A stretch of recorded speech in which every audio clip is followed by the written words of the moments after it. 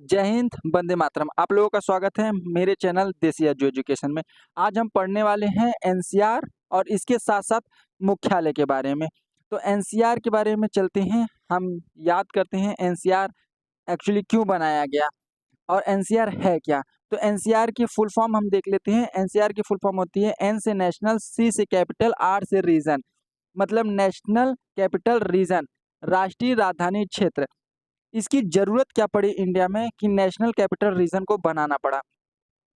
तो किसी भी देश की पहले जान लेते हैं, किसी भी देश की राजधानी हमेशा उसे सबसे ज़्यादा डेवलप बनाई जाती है और ज़्यादा से ज़्यादा लोग डेवलप कंट्री में ही रहना चाहते हैं, एरिया में रहना चाहते हैं। तो भारत का सबसे ज़्यादा डेवलप एरिया जो था वो दिल्ली था, क्योंकि वो राजधानी राजधानी हुआ करती थी और राजधानी होने के कारण वहाँ पे संसद भवन भी है और ज़्यादा से ज़्यादा वहाँ पे लोग जाकर व्यवस्थित होना चाहते थे। जिसके कारण धीरे-धीरे दिल्ली का क्षेत्रफल कम होने के कारण और वहाँ पे आबादी ज़्यादा होने के कारण वहाँ पे समस्या ज़्यादा आने लगी, जिसके कारण एनसीआर को बनाना पड़ा।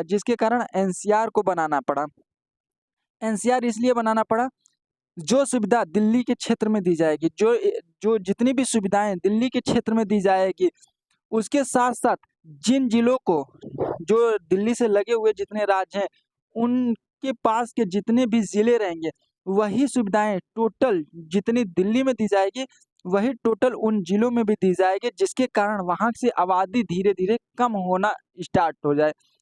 तो इसलिए एनसीआर को बनाया गया, ठीक है? आई होप आशा करते हैं कि आप लोग समझ गए होंगे एनसीआर को बनाने का कारण क्या था। दिल्ली में आबादी ज़्यादा होने के कारण इसलिए उसके किनारे लगे हुए राज्यों के जिलों को एनसीआर घोषित कर दिया गया और जितना विकास दिल्ली के अंतर्गत है, उतना विकास उससे सटे हुए जिलों जितने भी राज्य लगे हुए उनसे सटे हुए जिलों पे भी उपलब्ध कराया गया, जिसके कारण वहाँ से आबादी दिल्ली के क्षेत्र से हटकर उसके किनारे लगे हुए जिलों में भी जाकर अवस्थित होने लगी, जिसके कारण धीरे-धीरे आबादी वहाँ पर कम हो गई, इसलिए एनसीआर को बनाया गया। तो एनसीआर के बारे में पहले हम देख लेते हैं एनसीआर से क्वेश्चन बनते कैसे हैं। तो एनसीआर से पूछा जाता है 69वाँ, मतलब 69वाँ संविधान संशोधन कर एनसीआर को बनाया गया, 69वाँ संविधान संशोधन। तो क्वेश्चन कई बार पूछा गया है कि संविधान का 69वाँ संविधान संशोधन किस लिए किया गया था? तो एनसीआर क्षेत्र के लिए किया गया था। इस कब किया गया था? तो 1991 में इस किया गया था, ठीक है? आगे चलते हैं, पूछता है यूपी के एनसीआर जो है यूपी के कितने जिलों में फैला हुआ है? तो कितने जिले यूपी के लगे हैं एनसीआर से? तो टोटल 8 जिले ही लगे हुए हैं। टोटल कितने जिले लगे हुए हैं? तो टोटल 8 जिले लगे हुए हैं, जिसमें सबसे लास्ट वाला जो 8वाँ जोड़ा गया, वो शामली जोड़ा गया। तो याद रखना 8वाँ जिला किसे जोड़ा गया? शामली जोड़ा गया और ये भी याद रखना शामली जो है उत्तर प्रदेश का सबसे पश्चिमी जिला है। कौन-सा जिला है? सबसे पश्चिमी जिला है, ठीक है? तो याद रखेंगे 8वाँ जिला कौन-सा जोड़ा गया? तो 8वाँ जिला शामली को जोड़ा गया। अब चलते हैं 8 जिलों के बारे में देखते हैं और 8 जिले हैं, उनको याद करते हैं आसानी से। उन्हें याद करते हैं। चलिए, तो शामली पहला ज़िला कौन-सा है? तो शामली। काउंटिंग इसलिए कर दिए हैं जिससे आपको ये आठों याद हो जाएँ, नहीं तो 8वाँ ज़िला शामली है। तो पहले याद करेंगे शामली, दूसरे पे याद करेंगे मुज़फ्फरनगर। तो पहला शामली, दूसरा मुज़फ्फरनगर। इसके साथ-साथ तीसरा मेरठ, क्योंकि एम से मुज़फ्फरनगर होता है, तो एम से मेरठ भी। एम से मेरठ। तो याद रखेंगे शामली, मुज़फ्फरनगर, मेरठ। शामली, मुज़फ्फरनगर, मेरठ। चौथे नंबर पर बागपत। फिर से याद करते हैं शामली, मुज़फ्फरनगर के नीचे आएँगे तो मेरठ और मेरठ के सामने लगा हुआ है बागपत। तो शामली, मुज़फ्फरनगर, मेरठ, बागपत। 4 याद हो गए? चलते हैं अगले 4 याद करते हैं। 5वाँ याद रखेंगे गाज़ियाबाद। 5वाँ याद करेंगे हम गाज़ियाबाद, ग से गाज़ियाबाद और छठा भी याद करेंगे ग से गौतम बुद्ध नगर। गौतम बुद्ध नगर। तो गाज़ियाबाद, गौतम बुद्ध नगर। इसके साथ-साथ 2 और बचे हुए हैं, उनको भी याद कर लेते हैं, बुलंदशहर और हापुड़। बुलंदशहर और हापुड़। तो फिर से चार स्टार्टिंग के चार बोलते हैं हम लोग फिर से। पहला शामली, दूसरा मुजफ्फरनगर, म से मुजफ्फरनगर तो उससे जस्ट नीचे लगा हुआ है मेरठ, तीसरे नंबर पे मेरठ, चौथे नंबर पर बागपत, चौथे नंबर पर बागपत। आगे चलते हैं, पाँचवें नंबर पे याद करते हैं हम, पाँचवें नंबर पे गाजियाबाद, ग से गाजियाबाद और ग से गौतम बुद्ध नगर। तो ये दो याद हो जाएंगे, गाजियाबाद, गौतम बुद्ध नगर। और उसके जस्ट सामने लगे हुए हैं बुलंदशहर, और बुलंदशहर के साथ साथ हापुड़, बुलंदशहर के साथ साथ हापुड़। तो ये टोटल 8 एनसीआर के क्षेत्र हो गए, 8 एनसीआर के क्षेत्र हो गए।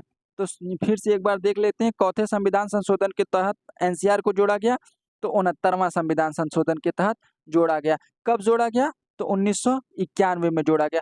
टोटल इसमें कुल कितने जिले आते हैं? तो 8 जिले उत्तर प्रदेश के आते हैं। इसके साथ साथ 8वां जिला उत्तर प्रदेश का कौन सा है जिसे जोड़ा गया? तो शामली 8वां जिला है। और याद करते हैं, पूछता है क्वेश्चन, यूपी में परियोजना क्षेत्र कुल कितने हैं? यूपी में परियोजना क्षेत्र कुल कितने हैं? तो यूपी में परियोजना क्षेत्रों की संख्या टोटल 20 है। और इसके साथ साथ कई बार क्वेश्चन पूछा गया, यूपी में कृषि जलवायु क्षेत्र कितने? कृषि जलवायु क्षेत्र कितने हैं? तो कृषि जलवायु क्षेत्र कितने हैं? 9। यूपी में, सिर्फ यूपी में कृषि जलवायु क्षेत्र कितने हैं? 9। और पूरे भारत की दृष्टि से देखा जाए कृषि जलवायु क्षेत्र कितने हैं? तो 15। तो ये दो क्वेश्चन कई बार बने हुए हैं। भारत में कुल कितने कृषि जलवायु क्षेत्र हैं? तो 15। और इसके साथ साथ यूपी में कृषि क्षेत्र जलवायु क्षेत्र कितने हैं? तो 9 है। आई होप, आशा करते हैं कि आप एनसीआर याद कर लिए होंगे। टोटल 8 जिले लगे हुए हैं, शामली, मुजफ्फरनगर, बागपत, मेरठ, गाजियाबाद, गौतम बुद्ध नगर, बुलंदशहर, हापुड़। तो चलते हैं आगे, याद करते हैं मुख्यालय के बारे में। उत्तर प्रदेश के कुछ मुख्यालय हैं, उनके बारे में देखते हैं। चलिए अब देखते हैं, याद करते हैं मुख्यालय के बारे में। तो मुख्यालय के बारे में देखते हैं। उत्तर प्रदेश के कुल टोटल कितने जिले हैं उत्तर प्रदेश में उपस्थित? तो कुल 75 जिले हैं। 75 जिलों के मुख्यालय जो हैं उनके जिले में है। जैसे आजमगढ़, आजमगढ़ का मुख्यालय आजमगढ़ में ही है। ऐसे ही सभी जिले के, जैसे जौनपुर हुआ, जौनपुर का जौनपुर में, बनारस का बनारस में, मिर्ज़ापुर का मिर्ज़ापुर में। तो सबके जिले के नाम पर ही मुख्यालय है। लेकिन कुछ उसमें ऐसे हैं जिनके जिले जिले में ना होकर अलग हैं। तो याद करते हैं कि वे कौन-कौन से ऐसे मुख्यालय हैं जिनके जिले के नाम पर मुख्यालय ना होकर उनके शहर में ही अवस्थित किए गए हैं।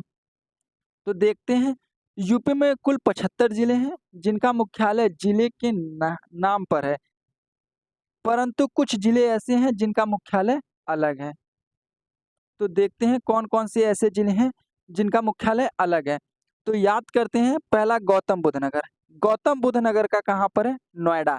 तो याद रखेंगे, गौतम बुद्ध नगर का कहाँ पर है? नोएडा। नोएडा काफ़ी डेवलप्ड सिटी है। तो गौतम बुद्ध नगर का कहाँ पर है? नोएडा। संत रविदास नगर का भदोही, संत रविदास नगर। जब पूछेगा संत रविदास नगर का कहाँ पर है? तो कहाँ पर है? भदोही। संत कबीरदास, वो रविदास था, ये संत कबीरदास नगर अगर पूछेगा तो इसका है खलीलाबाद। तो याद रखेंगे, कबीरदास का पूछेगा संत कबीरदास तो खलीलाबाद, संत रविदास भदोही, गौतम बुद्ध नगर का नोएडा, गौतम बुद्ध नगर का नोएडा।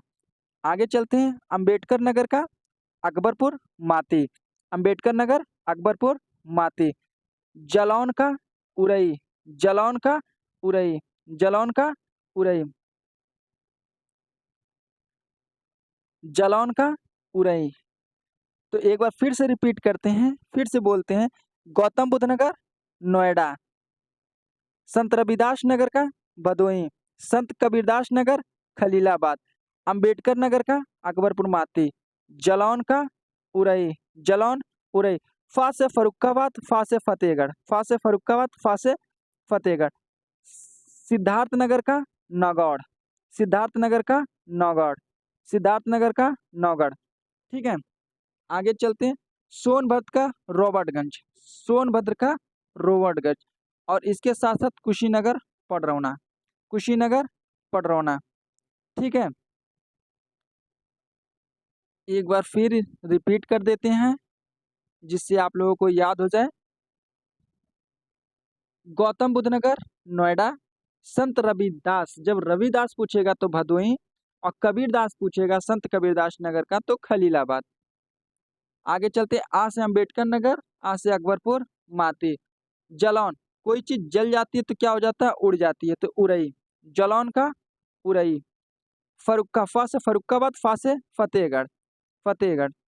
और एक याद किए थे, आ से अम्बेडकर नगर तो आ से अकबरपुर, माती। जलौन, कोई चीज जल जाती है तो क्या हो जाती है, उड़ जाती है तो उड़ई। इसके साथ साथ सिद्धार्थ नगर नगौर, सिद्धार्थ नगर का नगौर, सोनभद्र का रोबर्टगंज, कुशीनगर का पडरौना। ठीक है, कुशीनगर का पडरौना। अमेठी, अमेठी का क्या है, गौरीगंज।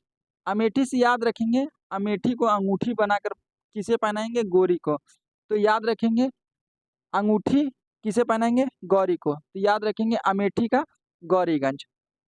संभल का पवासा, संभल पवासा, कौसाम्बी का मंजनपुर, संभल का पवासा, कौसाम्बी का मंजनपुर, मंजनपुर।